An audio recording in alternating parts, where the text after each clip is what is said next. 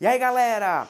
Vamos então para o último vídeo da nossa playlist de atos processuais.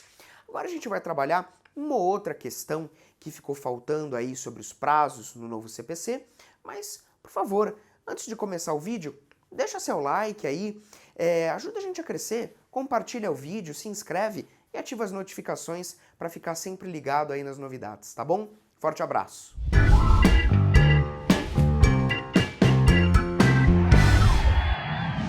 Muito bem, vamos então concluir aí a nossa playlist de atos processuais. Ficou, na verdade, faltando um ou outro ponto sobre os prazos que eu quero conversar com você agora. E, para começar, eu quero diferenciar com vocês o que é suspensão de prazo e interrupção de prazo. A diferença é muito simples, mas você precisa saber para fins de concurso. Olha só. Quando é que eu vou ter interrupção de prazo? Interrupção de prazo vai acontecer quando o prazo estiver sendo contado, o prazo estiver correndo, e alguma coisa, alguma causa vai interromper aquele prazo. O prazo para de fluir. Quando a causa interruptiva desaparecer, aquilo que já foi contado do prazo vai zerar. Ou seja, tudo que foi contado até o momento eu jogo fora. Eu não aproveito o que o prazo já correu. Entendeu? Na causa interruptiva, eu desprezo a quantidade de tempo que já percorreu. Agora, na suspensão, o que acontece?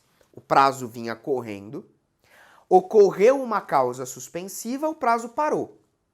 Quando essa causa suspensiva desaparecer, aquilo que havia sido computado, eu aproveito.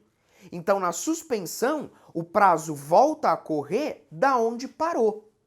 Entendeu? Então a diferença entre interrupção e suspensão de prazo é que na interrupção eu desprezo aquilo que eu já contei e na suspensão eu aproveito aquilo que eu contei, aquela quantidade de tempo que se passou. No processo, as causas suspensivas, elas são bem mais comuns do que as interruptivas. Existem várias situações em que vai haver suspensão do processo e, consequentemente, suspensão de prazo, né? Por exemplo, morte de uma das partes, isso gera a suspensão do processo, gera a suspensão do prazo. Então, a parte morreu. O que vai ser feito daquele processo? Se for um processo, se for uma ação intransmissível, né, se for uma ação personalíssima, o processo vai ser extinto. Mas se não for, o que vai acontecer? Vai ocorrer sucessão processual, né? Você chama os sucessores do falecido, chama os herdeiros, para que eles venham integrar o polo da ação. Só que até que isso se resolva, o processo vai ficar suspenso e, consequentemente, os prazos também.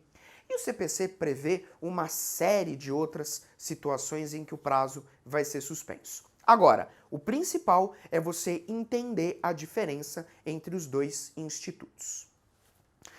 Uma super novidade que o CPC 2015 trouxe, e que é uma novidade muito bem-vinda, é o seguinte.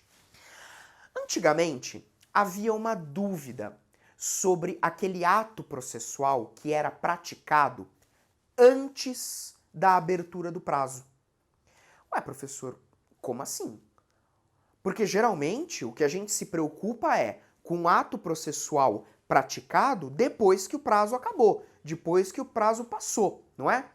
Sim, se eu pratico um ato processual depois que o prazo se esgotou, esse ato processual ele é intempestivo. Então, por exemplo, se eu recorro fora do prazo, né, um recurso de apelação, por exemplo, que tem prazo de 15 dias. Se eu apelo depois dos 15 dias, esse recurso será intempestivo, que ele foi interposto fora do prazo. E aí, consequentemente, o ato não vai mais poder ser praticado. Mas a gente tinha uma discussão do seguinte: e se eu pratico o ato processual antes do prazo começar a correr? Esse ato processual, ele é um ato processual tempestivo ou ele é um ato processual intempestivo? Conseguiu perceber a grande polêmica? O CPC de 73 não resolvia, o de 2015 resolve. O CPC 2015 diz o seguinte: haverá, nesse caso, o ato processual tempestivo. Se eu pratico um ato processual antes do prazo começar a fluir, esse ato processual é um ato processual tempestivo, portanto ele é válido. Então imagina o seguinte: eu quero recorrer da sentença, eu quero apelar.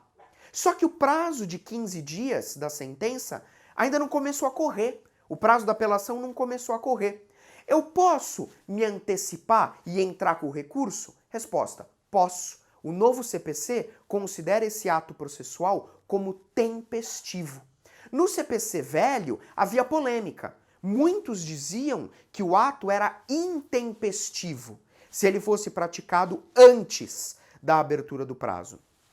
O que, convenhamos, não é muito lógico, né? Poxa, se a parte está querendo se prevenir, se ela está querendo se antecipar, isso significa que ela está sendo diligente. Então, quer dizer, ela é prejudicada por ser diligente? Não fazia muito sentido.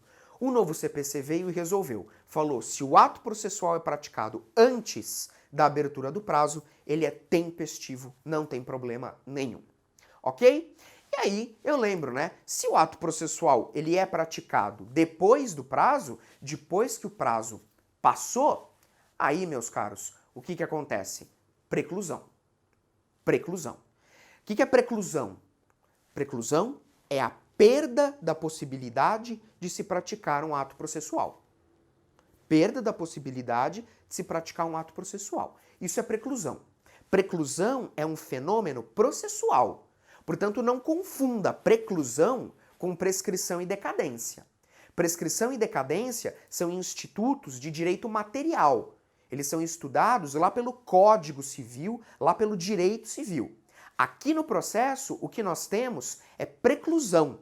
Então, nesse caso, nós vamos ter uma preclusão temporal.